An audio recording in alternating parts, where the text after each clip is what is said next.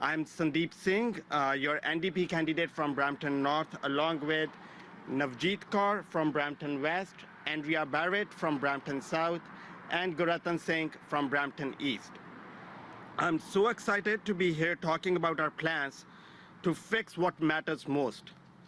We will finally get people in Brampton the health care they deserve. For years, the Liberals and Conservatives ignored the people of Brampton. Ford's Conservatives are only in it for big corporate buddies and no one else. Del Duca's Liberals are in it for themselves, ducking responsibility for years and refusing to fix what matters. Andrea Horwath listens.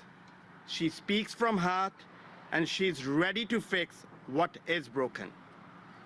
And when I'm knocking doors, I'm hearing people say that they trust Andrea, and they're excited about her plans and the positive change she will bring.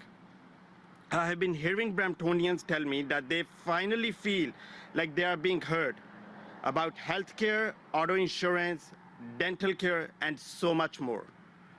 Andrea is the only one who will fix what the others broke and make life better for all of us. Please join me in welcoming the next Premier of Ontario, Andrea Horwath.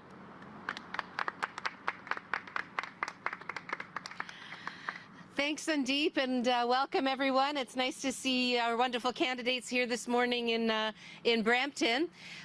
We can end hallway medicine in Ontario. We can stop the cuts. We can fix what's broken and make sure people get the health care that they need when they need it. We can make sure that when your mom has to be in the hospital, she's actually in a room with some privacy, with a call bell for a nurse, not in a hallway that's all lit up and won't give her any rest.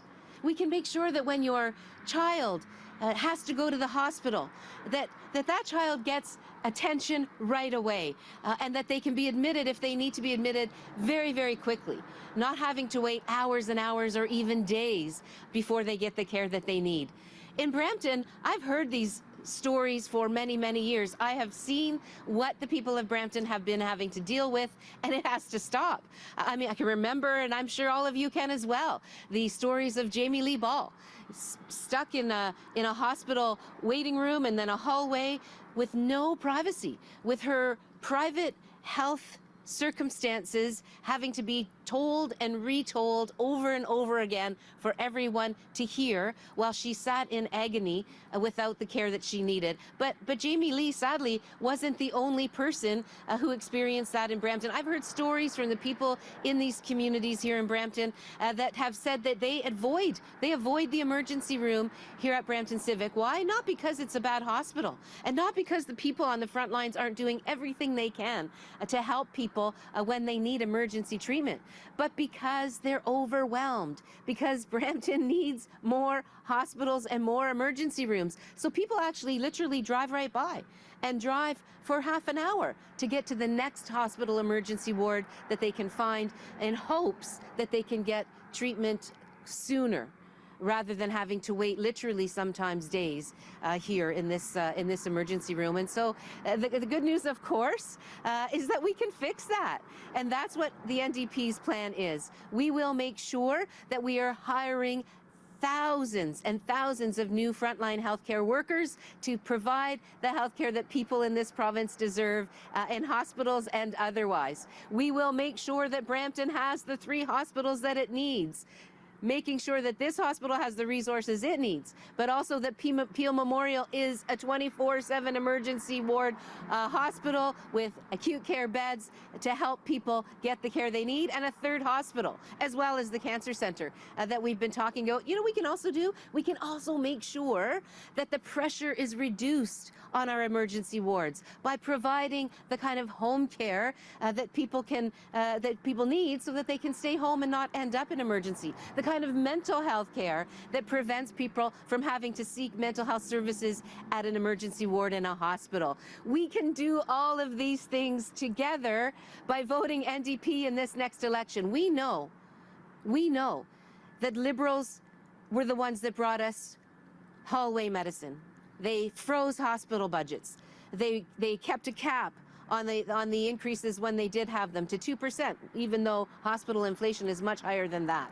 So they broke the hospital system, the healthcare system. They broke access to timely care in hospitals. They fired 1,600 nurses when they were in office, and they brought our hospitals into a hallway medicine crisis where hospitals like this and so many others were operating at 105% capacity, 110% capacity, 115% capacity, and sometimes more, when hospitals should be operating at about 85% capacity for optimal service. So this is the history of the Liberals. But look, Doug Ford keeps cutting.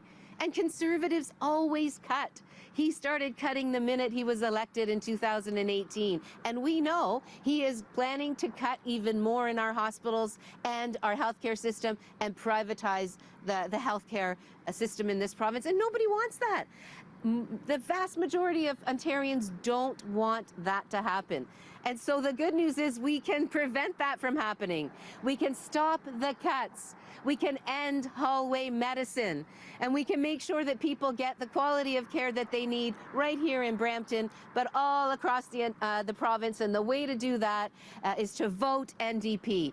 There's about a week left, but you know, you can vote right now.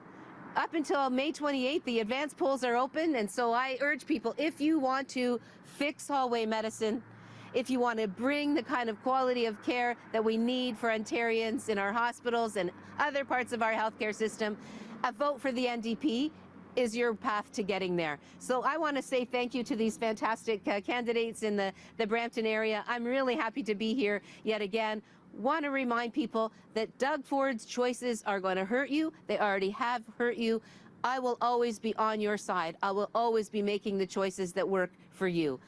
Thanks for your attention this morning, and I'm really happy to take any questions people have, but I do want to remind people the way to get the change you want is to make sure that you vote NDP this time, and happy to take those questions. Don't forget, advance polls are open till the 28th.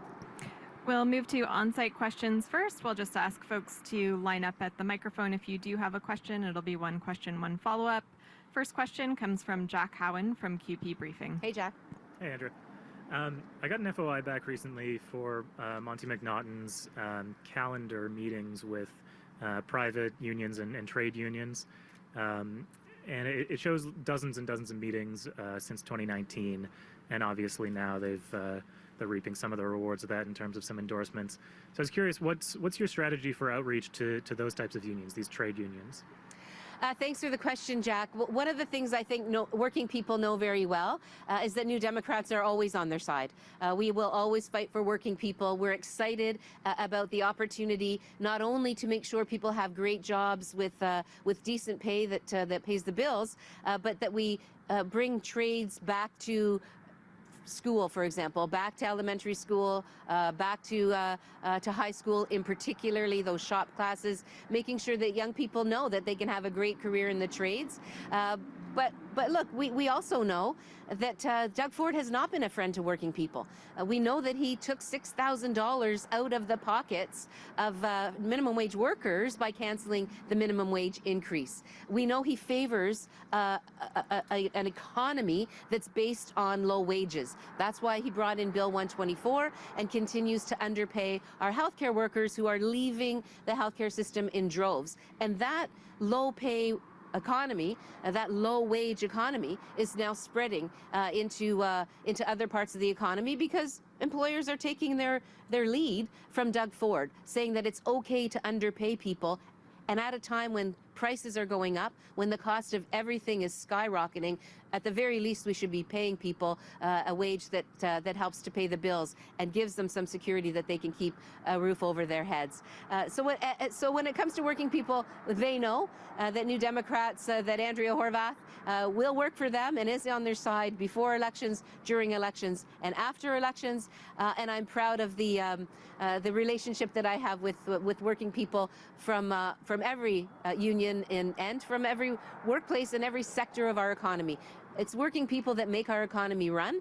And unfortunately, it's the big fish at the top of the food chain, Doug Ford's buddies, that reap all the benefits and rewards of the economy, and that has to be addressed. We need people to be able to afford a good life here. Everyday people should be able to afford everyday life in Ontario, and that's why we're saying to working folks, to middle-class families, to middle-income families, to low-income families, we will not increase your taxes, no matter what folks accuse us of. We will not do that because we know how hard it is. But we'll also make sure that those big fish, Doug Ford's buddies, are paying their fair share. Those corporations that made windfall profits during the pandemic will have to pay a little bit more so that we can fix our hospitals, so that we can make sure people get the mental health care that they need, and that they can get the prescription drugs they need with their OHIP card. That's what working people want to see. A government that's on their side all the time and understands that they deserve to be able to make a good life in this province and not have to travel to other provinces to try to set down roots. I've got a lot more to say about that, but that wasn't exactly your question, so I'll go back to you. Thanks. Is it enough, do you think, to just say that working people know that they have an ally on you, or do you think you need to step up maybe these one-on-one meetings in the future with these building and trades unions? We've never stopped having those conversations, both myself and staff. In fact, I was with the Carpenters Union in Nipissing just about a week and a half ago, before I got sidelined, like so many others did, with COVID. As I said, this is definitely a relationship that we've had for many, many, many years, and we're going to continue to have that relationship. It's not going to be based on a particular election cycle, though, and it's not going to be based on building big highways to huge mansions that nobody can afford while our climate crisis continues to rage. So there's just no doubt that Mr. Ford is in it ultimately for his big developer buddies, and that's going to cause us a great deal of pain in the future. And whether that means the paving over of farmland or wetlands or conservation areas, carving up the green belt, carving into the Holland Marsh, the 413 and the Bradford bypass are mistakes. They shouldn't be happening. The people that are happiest about that are Doug Ford's developer buddies, who are going to make a lot of money hand over fist. Next question comes from Nusheen Ziafatzi from the Canadian Press.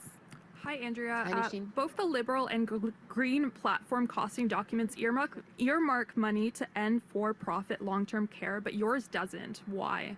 Oh, on the contrary. On the contrary, in fact, we have billions of dollars set aside for the making of long-term care and home care not-for-profit, and it's something that we've not only talked about, but we've been committed to for a very long time. Unlike the Liberals, who after 15 years didn't do it, and certainly the Conservatives, who have no plan on doing it at all, we absolutely have those funds in our financial plan, and I don't know where you're getting the information that it's not, but I can guarantee you that it is. And the PC say that long-term care spaces and addressing the wait lists are more important, even if it's through a combination of private and public operators. What do you make of that? I think that what we are risking with a Ford government is more and more privatization of our healthcare system, and we have seen very, very clearly and starkly and in a horrifying way what privatization in healthcare does. Just look at what happened in long-term care. And let's not kid ourselves. Long-term care was in crisis well before the pandemic hit. It was in crisis long before Doug Ford took over the reins. The Liberals were cutting long-term care. They were squeezing long-term care. We tried to get them for many years to invest in long-term care and to really turn around the horrific circumstances that people were living in long-term care homes, particularly the ones that were operated by private companies.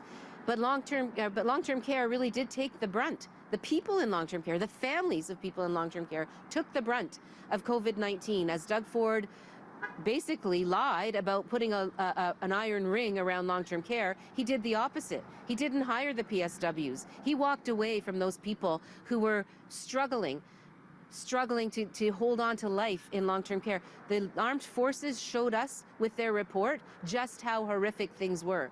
Infestations, people losing their lives, not to COVID, but to malnourishment, to dehydration.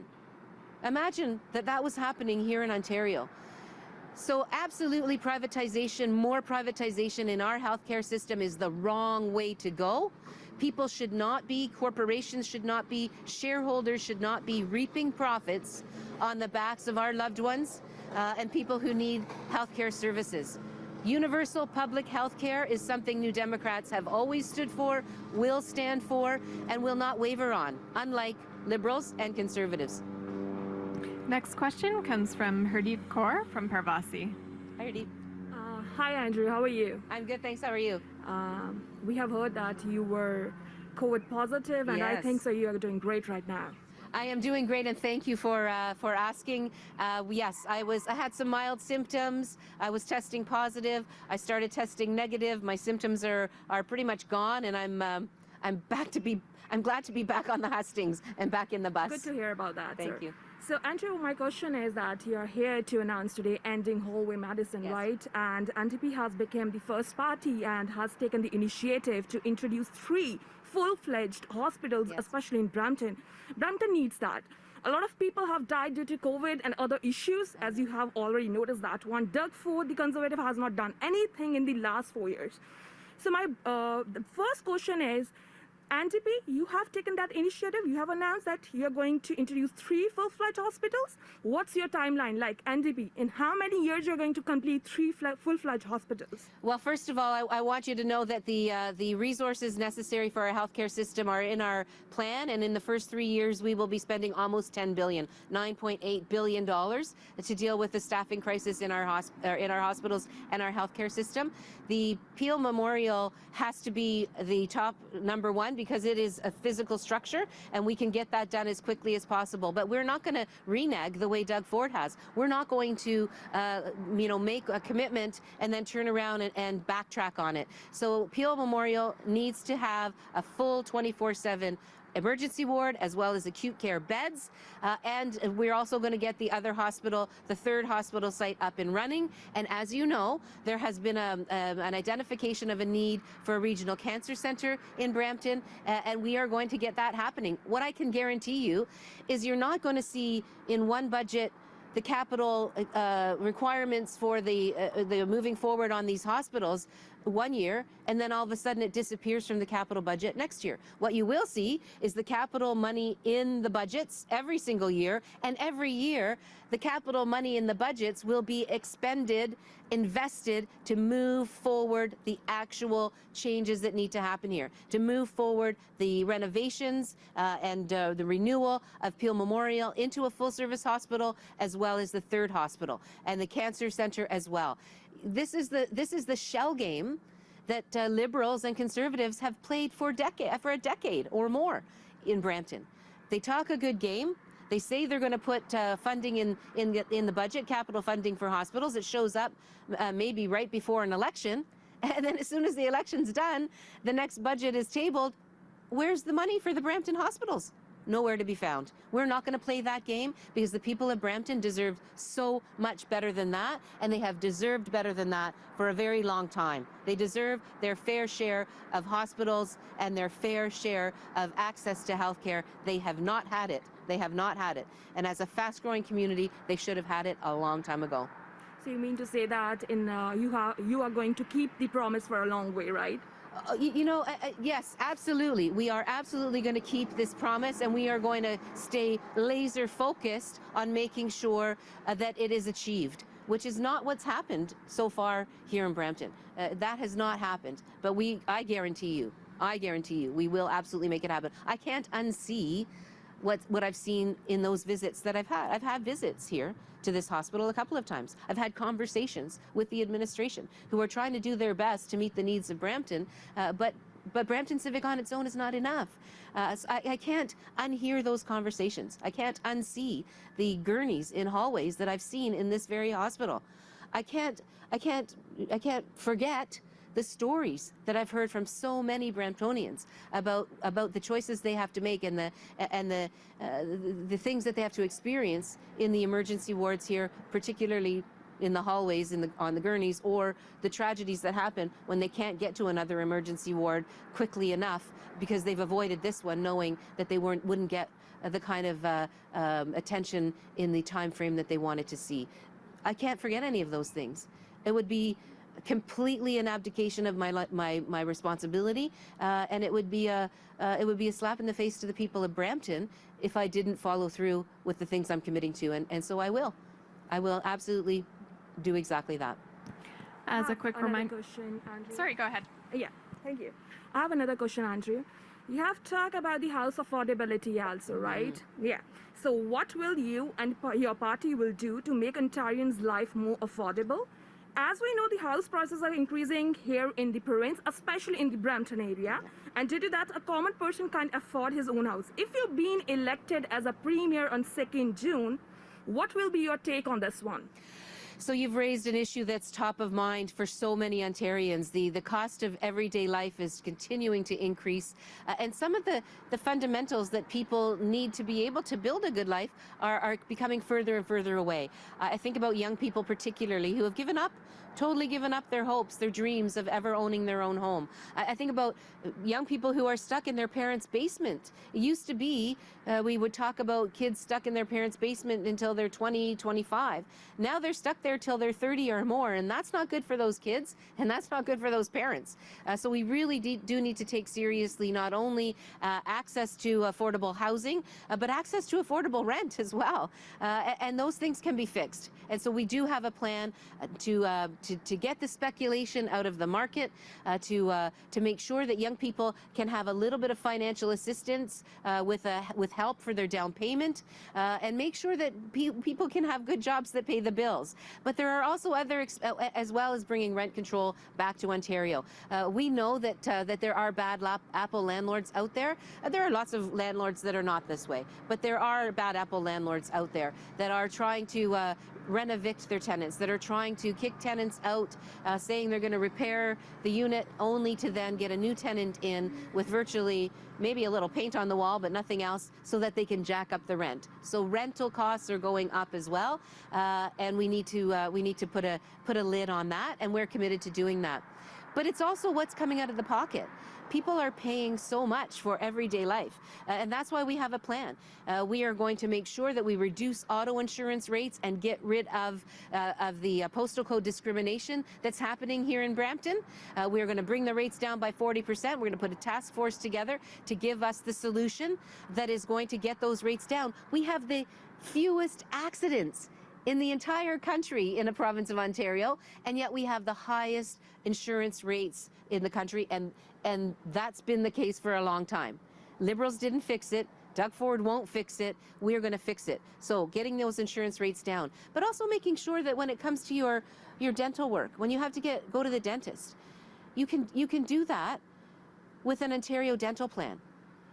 People need to be able to go to a dentist and not have to wait until their sore tooth becomes infected and end up across the street in the emergency ward to get a tooth pulled, when they could have been to a dentist to get that pain dealt with and get that tooth fixed. So a dental care plan is coming to Ontario with the NDP. That's gonna really relieve a lot of pressure on the pocketbook and give people the health care in their mouth that they deserve. But it also means making sure that your mental health care can be addressed, and your prescription drugs can be paid for both with your OHIP card and not a credit card. These things will also take pressure, thousands of dollars of pressure, off of families and off of people. So our plan is quite robust, both on how do we save people money while fixing our healthcare system, how do we make sure that they can afford some of the big ticket things that they're paying for now, like auto insurance, like housing costs, and giving people hope for the future. You know, I know that people think that some of these things can never be fixed. Well, they haven't been fixed. They've been made worse over the last number of years by the Liberal government when they were in office. That's why they only ended up with 7 seats, because people were so disappointed in their performance. But Doug Ford's made things worse, and Conservative cuts always make things worse. What I'm saying to Ontario is, this time, let's come together and finally fix the things that matter most. Only Andrea Horwath and the NDP will make sure that every single day we go into Queen's Park and we work for you, not for our buddies, not for the big fish at the top of the food chain, but for you, so that everyday families can afford everyday life in our province. So we'll move to any questions on Zoom. As a reminder to journalists joining us virtually, if you do have a question, please use the raise hand function to let us know, and we'll let you know when you can go ahead. Seeing no questions on Zoom this morning, I'll turn it back to you, Andrea. Thanks everybody for being here. I just want to remind folks once again, the election day is on June 2nd, but you can vote right away. If you want to get rid of hallway medicine, stop the cuts to healthcare, a vote for the NDP will get us there. Thanks so much, everybody. Nice to see our candidates. Get back on the hustings, folks. Knock on those doors and take her home on June 2nd. Thanks, everybody.